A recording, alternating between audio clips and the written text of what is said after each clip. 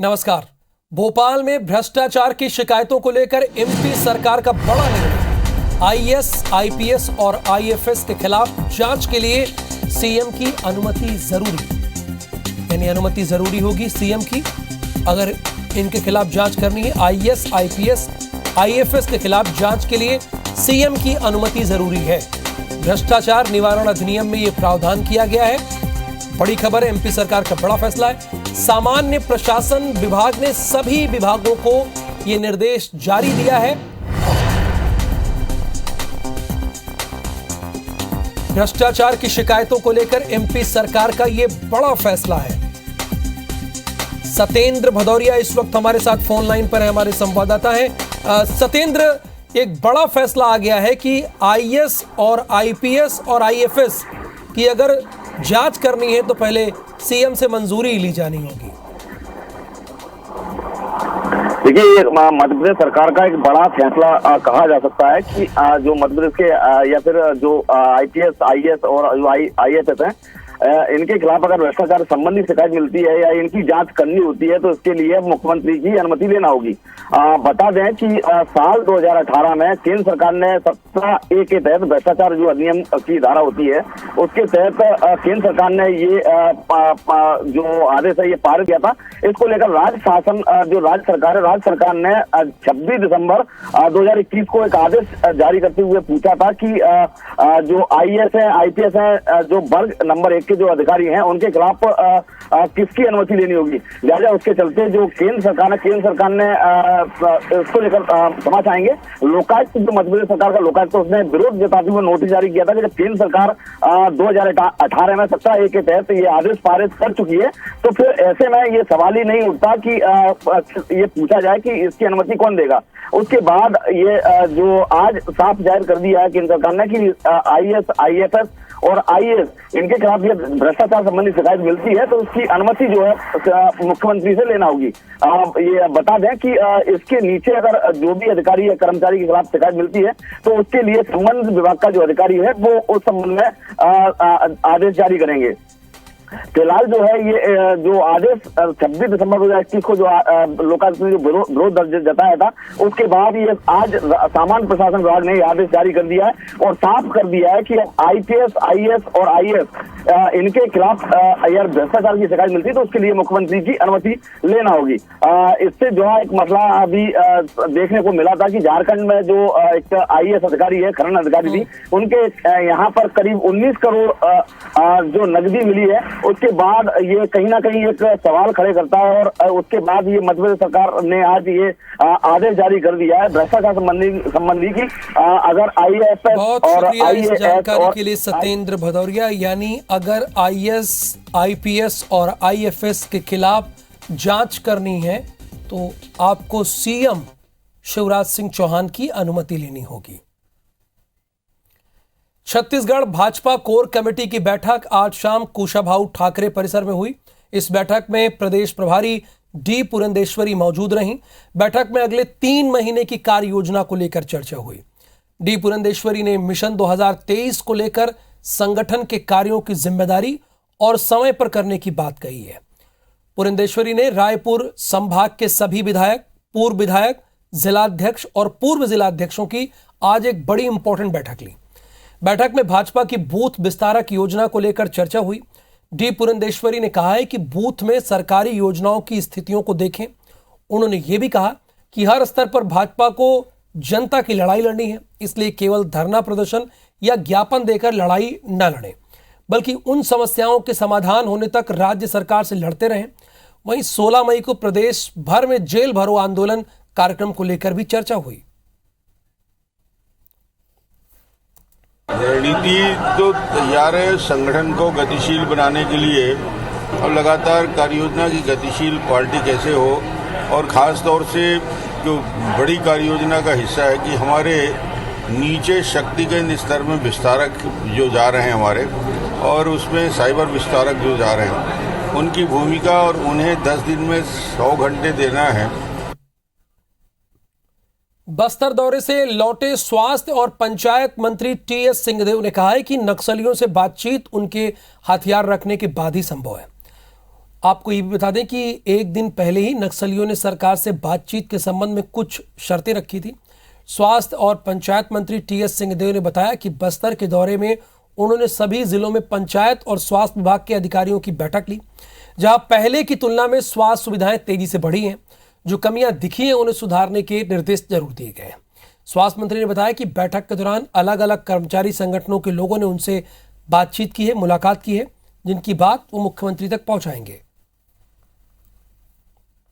कोई भी युद्ध हो, कोई भी अप्रिय ऐसी स्थिति हो, बिना चर्चा के दुनिया के इतिहास में कभी हल नहीं निकला है। संविधान के दायरे के अंदर जो भी हो वो बातचीत हो, अगर उस सीमा को बिना स्वीकार किए कोई चर्चा करना चाहेंगे तो चर्चा संभव नहीं। ये बात तो सही है। दुनिया की कोई भी लड़ाई आप उठा के देख लीजिए, अंतिम में हल बातचीत और संवाद से ही निकलता है। रायपुर में जीरम घाटी विशेष जांच आयोग की आज पहली बार सुनवाई हुई, जिसमें घटना के गवाह ने शपथ पत्र जमा किए। जीरम घाटी जांच की अगली सुनवाई 17 जून को होगी। जांच की पहली सुनवाई कुछ दिन पहले बिलासपुर हाईकोर्ट में हुई थी, जिसके बाद आज राजधानी रायपुर के शास्त्री चौक स्थित जीरम घाटी विशेष न्यायिक जांच आयोग में पहली बार सुनवाई होगी। आयोग में सुनवाई के दौरान राज्य शासन ने करीब 5 महीने पहले सेवानिवृत्त जस्टिस सतीश अग्निहोत्री के सामने जीरम घाटी के गवाह दौलत रोड़ा ने अपने वकील के जरिए शपथ पत्र जमा किया। जांच की अगली सुनवाई 17 जून को होगी। रायपुर में बने एडवांस कार्डियक इंस्टीट्यूट में पिछले 10 दिनों से एसी खराब है। यहां दिल और नसों से जुड़ी समस्याओं के मरीजों का इलाज होता है। जब इंस्टीट्यूट 20-25 गंभीर मरीजों को राहत नहीं दिला पाया तो उन्हें दूसरे वार्डों में शिफ्ट किया गया। इंस्टीट्यूट के अधिकारियों का यह कहना है कि इसकी जानकारी मेकाहारा अधीक्षक को दे दी गई है। वहां से जवाब आता है कि मेंटेनेंस वर्क करने को बोल दिया गया है, लेकिन कब तक होगा इसके बारे में किसी को जानकारी नहीं है। एडवांस कार्डियक इंस्टीट्यूट का जायजा लिया है हमारे संवाददाता विनय वर्मा ने। ऊपर का पारा 43 डिग्री से ऊपर हो चुका है। विशेषज्ञ कह रहे हैं कि ये तापमान धीरे धीरे बढ़ता जाएगा। ऐसे में रायपुर सहित प्रदेश के तमाम जो सरकारी अस्पताल हैं उनमें क्या व्यवस्थाएं हैं मरीजों को लेकर के, ये आपको आज दिखा रहे हैं। ज़मीनी हकीकत देखिए। वादा किया जाता है कि मरीजों के लिए बड़ी संख्या में करोड़ों खर्च करके एसी लगाए जाएंगी, कूलर लगाए जाएंगे, लेकिन हकीकत देखिए, एसी जल चुका है। ये इस बार का एसी नहीं है, पिछले 3 साल पहले ये यहाँ पर एसी लगाया गया था, लेकिन मेंटेनेंस नहीं होने के कारण से ये जल चुका है और जलने के बाद इसे बनवाया नहीं जा रहा है। अन्य जो व्यवस्थाएं देखिए, लाइट्स उखड़ी हुई हैं, ये दीवार में सीपेज के कारण से ये जो सीलिंग है वो गिर गई है। अन्य जो कमरे हैं उसमें भी आपको ले चलते हैं। देखिए ये भी कमरा है, क्योंकि ये पूरा वार्ड ही इस तरह का है। इस एसीआई में जो दिल से जुड़े हुए मरीज हैं उनको एडमिट किया जाता है और उनको आराम मिले इसलिए एसी लगाए जाते हैं, कूलर लगाए जाते हैं। लेकिन ये एसी यहाँ का भी ख़राब है। मरीजों को आराम मिल सके, सीलिंग नहीं था इसलिए टेबल फैन की व्यवस्था की गई, लेकिन उसके बावजूद भी मरीज परेशान होते रहे। इसकी जानकारी जो यहाँ के प्रभारी हैं उन्होंने डीएमई और अधीक्षक को दी, लेकिन जवाब ये आया कि व्यवस्था की जा रही है। व्यवस्था कब होगी इसका कोई टाइम ड्यूरेशन नहीं है। 10 दिनों से मरीज परेशान थे, अब उनको राहत दिलाने के लिए दूसरे कमरे में शिफ्ट कर दिया गया है, लेकिन वहाँ पर उन्हें भी राहत नहीं है, क्योंकि 10 मरीजों की जगह वहाँ पर 30 मरीज एडमिट हैं। अधिकारियों को इस पर ध्यान देना होगा। कैमरामैन नजीर खान के साथ विनय वर्मा, IBC 24 रायपुर। विनय की इस रिपोर्ट के बाद आगे बढ़ते हैं। मध्य प्रदेश अपने दर्शकों के लिए चलते हैं। मध्य प्रदेश की ग्राउंड वाटर रिपोर्ट में चौंकाने वाले खुलासे हुए। साल दर साल बढ़ते तापमान से भूमिगत जल लगातार नीचे जा रहा है। रिपोर्ट के मुताबिक प्रदेश में औसतन 400 से 475 फीट तक ग्राउंड मीटर नीचे खिसक चुका है और 37 जिलों में भूमिगत जल की स्थिति बेहद खराब है। हैरानी की बात तो यह है कि इस रिपोर्ट में सिर्फ शहर ही नहीं बल्कि गांव के नाम भी शामिल हैं। रिपोर्ट के मुताबिक भिंड, मुरैना, ग्वालियर, बैतूल, छतरपुर, सागर, टीकमगढ़, पन्ना, कटनी, देवास, इंदौर, जबलपुर समेत 37 जिले शामिल हैं। इधर जानकारों का यह कहना है कि रिपोर्ट में केवल कमियां बताई गई हैं, सुधार को लेकर कोई सुझाव नहीं दिया गया है। जहां हमें एसटीपीज लगाना चाहिए, उसको पानी को रीयूज करना है, उस पर काम नहीं कर रहे हैं। तो ये सरकार का फेल्योर है और इसमें सबसे ज़्यादा काम सरकार ही कर सकती है। हाँ, आम आदमी ये काम कर सकता है कि अभी मौसम भी है, बारिश आने की है, तो वृक्षारोपण ज़्यादा से ज़्यादा करें। जब तक अपन कदम आगे नहीं बढ़ाएंगे और गांव का पानी गांव में, खेत का पानी खेत पे, छत का पानी ज़मीन में, जब तक अपन ये प्रोग्राम पूरे लॉन्च नहीं करेंगे और एक एक व्यक्ति को एक एक बूंद जिस प्रकार से पानी पीने की प्यास से धरती में पानी को पहुंचाना पड़ेगा, तब जाके ये जल स्तर ऊपर जा सके। भिलाई नगर निगम में वाटर एटीएम को लेकर सत्ता पक्ष और विपक्षी पार्षदों में सियासत हो गई है। 1 साल पहले नगर निगम ने करीब 1.5 करोड़ रुपए खर्च से 10 वाटर एटीएम लगाए थे ताकि लोगों को पीने का शुद्ध पानी मिल सके, लेकिन देखरेख के अभाव में ये सभी एटीएम कंडम होने की कगार पर हैं। और फिर से महापौर नीरज पाल ने 10 नए वाटर एटीएम लगाने का फैसला कर लिया, जिसका सत्ता पक्ष के पार्षदों ने समर्थन किया, लेकिन विपक्षी पार्षद इस फैसले के खिलाफ हैं। उसके पीछे एक लॉजिक है। विपक्षी पार्षदों का कहना है कि पहले के एटीएम कबाड़ हो चुके हैं, अब फिर से नए वाटर एटीएम लगाकर अब सिर्फ जनता के पैसों को लूटा जा रहा है। वहीं निगम कमिश्नर प्रकाश सर्वे का कहना है कि खराब वाटर एटीएम को फिर से रिपेयर किया जा रहा है। साथ ही टाउनशिप एरिया में लगातार गंदे पानी की समस्या को देखते हुए 10 वाटर एटीएम और लगाने का प्रस्ताव किया गया है। वाटर एटीएम भिलाई निगम में संचालित है, एजेंसी के माध्यम से संचालित किया जा रहा है और उसमें लगभग 9 वाटर एटीएम में हमारे 5 एटीएम चल रहे हैं। 4 एटीएम की खराब होने की सूचना आई थी, जिसको मैंने द्वारा एजेंसी को सूचित किया गया है। तत्काल सुधार है, जो ग्रीष्मकालीन है, सभी को शीतल जल की आवश्यकता है। नया वाटर एटीएम लास्ट ईयर में डीएम से स्वीकृत हुए थे। जब बीएसपी क्षेत्र में पानी की कमी, गंदे पानी आ रहे थे, उसका भी काम हम लोग टेंडर किए हैं और उसका भी जल्दी ही कार्रवाई करेंगे। राज्य भर में भीषण गर्मी पड़ रही है, जिसका सामना हम और आप भी कर रहे हैं, जिसके कारण कई जगहों पर पानी की समस्या गहरा गई है। मरवाही के गांव तेंदुमूड़ा के आसपास के कई गांव हैं जहां पानी की भारी किल्लत है। जलस्तर नीचे चले जाने से हैंडपंप, बोरवेल, कुआं सब सूख गए हैं, जिससे पानी की गंभीर समस्या से ग्रामीण जूझ रहे हैं। हालांकि टैंकर से पानी की कमी पूरी करने की कोशिश की जा रही है, जो कि पर्याप्त नहीं है। बालोद के दल्ली राजहरा में माइनस पहाड़ी के नीचे कई जगहों पर मौजूद प्राकृतिक जल स्रोत लोगों के लिए वरदान साबित हो रहा है। जल स्रोत से लोगों को लगातार साफ पानी मिल रहा है।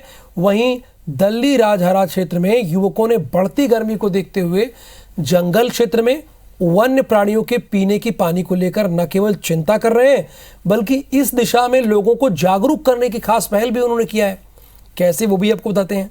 युवकों ने आसपास के जंगल क्षेत्र में गड्ढे खोदकर उसमें पानी की व्यवस्था कर वन्य प्राणियों का वेशभूषा धारण कर पानी पीते नजर आ रहे हैं। और अब देख लेते हैं बिग न्यूज।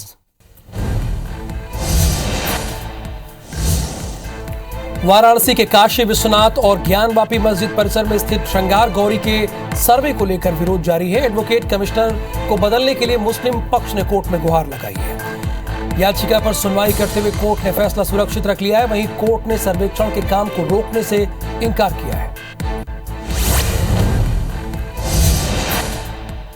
ज्ञानवापी मस्जिद परिसर में सर्वे को देखते हुए पुलिस फोर्स और पीएसी को तैनात किया गया। एडवोकेट कमिश्नर की टीम विश्वनाथ धाम और ज्ञानवापी परिसर में पहुंची। इसके बाद बाहर हंगामा शुरू हो गया।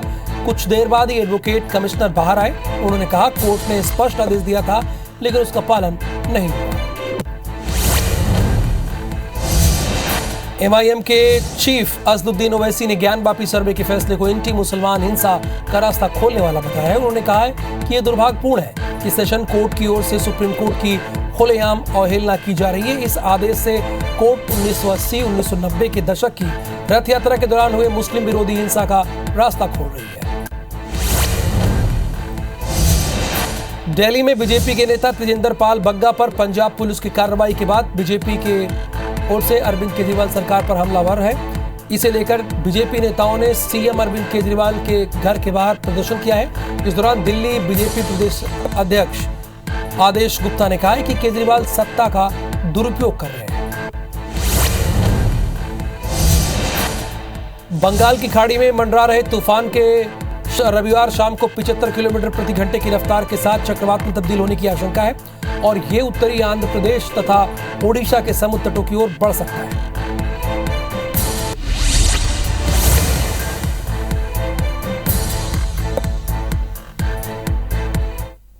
और अब खबर विस्तार से। भाजपाइयों ने धमतरी के करेली बड़ी पुलिस पर घूस लेने का आरोप लगाया है। भाजपा का कहना है कि पुलिस हर काम पैसे लेकर करती है। पुलिस अपने अपराध रोकने के काम को छोड़कर अवैध वसूली में आ गई है, जिसके चलते भाजपाइयों ने विरोध के तौर पर चौकी से कुछ दूर एक पोस्टर लगाया जिसमें लिखा है कि बड़ी करेली थाना आए तो कृपया पैसे लेकर आएं, यहां बिना पैसों के काम नहीं होता है। वहीं सूचना मिलने पर पुलिस ने पोस्टर को निकाल लिया है। इस मामले में प्रदेश के स्वास्थ्य मंत्री टीएस सिंहदेव ने कहा इससे दुष्प्रचार कहा है। उन्होंने कहा है कि दुष्प्रचार हो रहा है।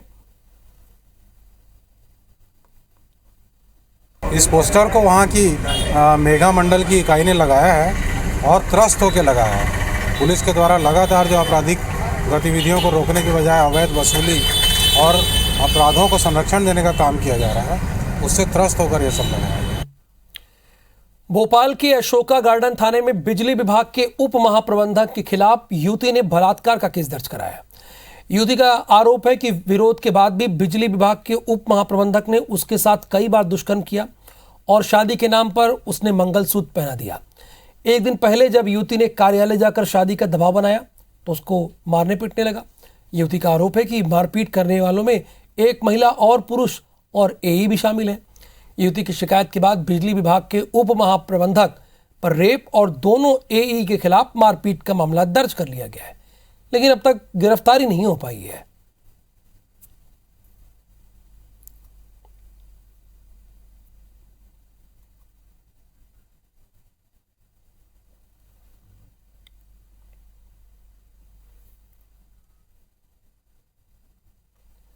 आगे देखिए खबर सुपरफास्ट अंदाज में श्रवण तंबोली के साथ।